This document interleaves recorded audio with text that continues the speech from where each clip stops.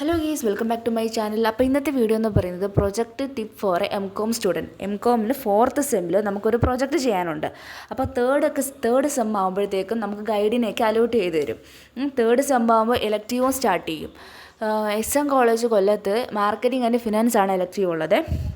അപ്പോൾ നമുക്ക് fourth സെമ്മിലാണ് project actually വരുന്നത്. അപ്പോൾ തേർഡ് സെമ്മിലെ ഇതിൻ്റെ ഗൈഡിനെയൊക്കെ അലോ ചെയ്ത് നമുക്ക് തരും. അപ്പോൾ ഫസ്റ്റ് നമുക്ക് ഗൈഡിന് സബ്മിറ്റ് ചെയ്യേണ്ടത് choose a clear and focused title.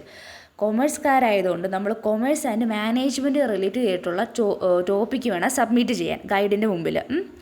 അപ്പോൾ ഗൈഡ് ഒന്നെങ്കിൽ ചൂസ് ചെയ്യും, അല്ലെങ്കിൽ നമ്മളെടുത്ത് പറയും ചൂസ് ചെയ്യാൻ ഏതാണ് നമുക്ക് പറ്റിയ ടോപ്പിക് എന്ന് പറഞ്ഞ്.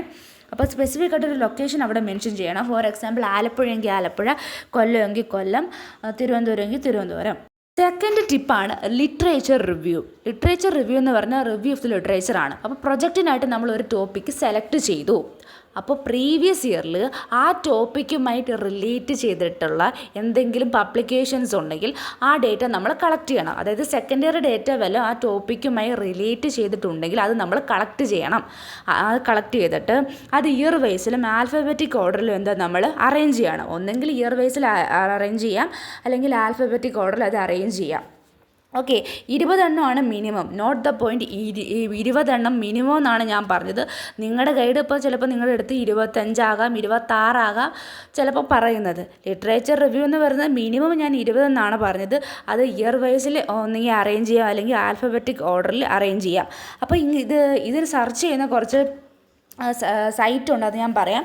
Google scholar, short Ganga, research gate. ഈ 3 സോഴ്സ് നിങ്ങൾക്ക് review of the literature search ചെയ്യാൻ ഹെൽപ്ഫുള്ളായിരിക്കും. അപ്പോൾ ഇത് 3 ഞാനും സെർച്ച് ചെയ്തിട്ടുണ്ട്. ഇത് ഹെൽപ്ഫുള്ളാണ് നിങ്ങൾക്ക് കേട്ടോ. 4ാമത്തെ ടിപ്പാണ് ഡേറ്റ കളക്ഷൻ. പ്രൈമറി ഡേറ്റയും സെക്കൻഡറി ഡേറ്റയും. നമ്മൾ പ്രൈമറി ഡേറ്റ കളക്ട് ചെയ്യുന്നത് സർവേ, ക്വസ്റ്റ്യനെയർ ആൻഡ് ഇൻ്റർവ്യൂ വഴിയാണ്. അപ്പോൾ നമ്മൾ ക്വസ്റ്റ്യനെയർ സെറ്റ് ചെയ്തിട്ട് നമ്മൾ ആ ക്വസ്റ്റ്യനെയർ കൊണ്ട് റെസ്പോണ്ടൻ്റെ അടുത്ത് ചെല്ലും.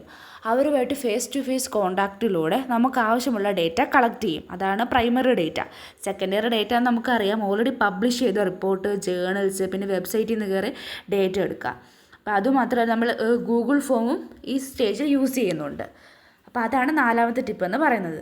5ാമത്തെ ടിപ്പാണ് ഡേറ്റ അനാലിസിസ്. ഈ ഡേറ്റ അനാലിസിസിൽ നമ്മൾ എക്സൽ, SPSS അതേപോലെ ടൂൾസ് യൂസ് ചെയ്യുന്നു. എക്സൽ ഇതിനകത്ത് യൂസ് ചെയ്യുന്നത് എന്തിനാണെന്ന് വെച്ച് കഴിഞ്ഞാൽ ചാർട്ട് ക്രിയേറ്റ് ചെയ്യാനും ടേബിൾ ക്രിയേറ്റ് ചെയ്യാനും. SPSS യൂസ് ചെയ്യുന്നത് സ്റ്റാറ്റിസ്റ്റിക്കൽ ടെസ്റ്റിംഗ് ആണ്. SPSS ഓപ്ഷനിലാണ് കേട്ടോ. ചിലപ്പോൾ നിങ്ങളുടെ ഗൈഡ് പറയും SPSS തന്നെ ചെയ്യണമെന്ന് പറഞ്ഞാൽ നിങ്ങൾ ചെയ്തേ പറ്റൂ. SPSS പക്ഷേ ഓപ്ഷനിലാണ്. പിന്നെ ഓരോ ടൂള്, പെർസെൻറ്റേജ് അനാലിസിസ് ഉണ്ട്, ചൈൽഡ് സ്ക്വയർ ഉണ്ട്, കോറിലേഷൻ ഉണ്ട്. ഇത് ഞാൻ ഒരു എക്സാമ്പിൾ പറഞ്ഞതാണ്. നിങ്ങളുടെ ഗൈഡ് ചിലപ്പോൾ പറയുന്നത് വേറൊരു ടൂളായിരിക്കും. ഓക്കെ, ഇത് ഞാൻ ജസ്റ്റ് ഒരു എക്സാമ്പിൾ പറഞ്ഞതാണ്. Not the point. ലാസ്റ്റ് ടിപ്പാണ് റിപ്പോർട്ട് ഫോർമാറ്റിംഗ് എന്ന് പറഞ്ഞാൽ അതിനൊരു സ്ട്രക്ചറുണ്ട്. ആ സ്ട്രക്ചർ എങ്ങനെയാണെന്ന് നമുക്ക് നോക്കാം.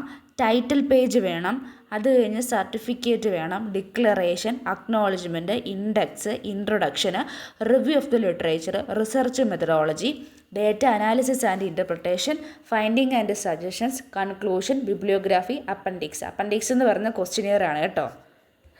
നിങ്ങൾ സെലക്ട് ചെയ്യുന്ന ടോപ്പിക്കിനനുസരിച്ച് ടൂള് മാറും കേട്ടോ. എല്ലാവർക്കും ഒരേ ടൂളായിരിക്കത്തില്ല.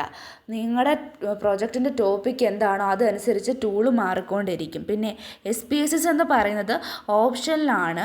പിന്നെ നമ്മുടെ ഗൈഡ് പറയാണ് SPSS തന്നെ എടുക്കണമെന്ന് പറഞ്ഞു കഴിഞ്ഞാൽ അത് തന്നെ നമ്മൾ ചെയ്യേണ്ടി വരും.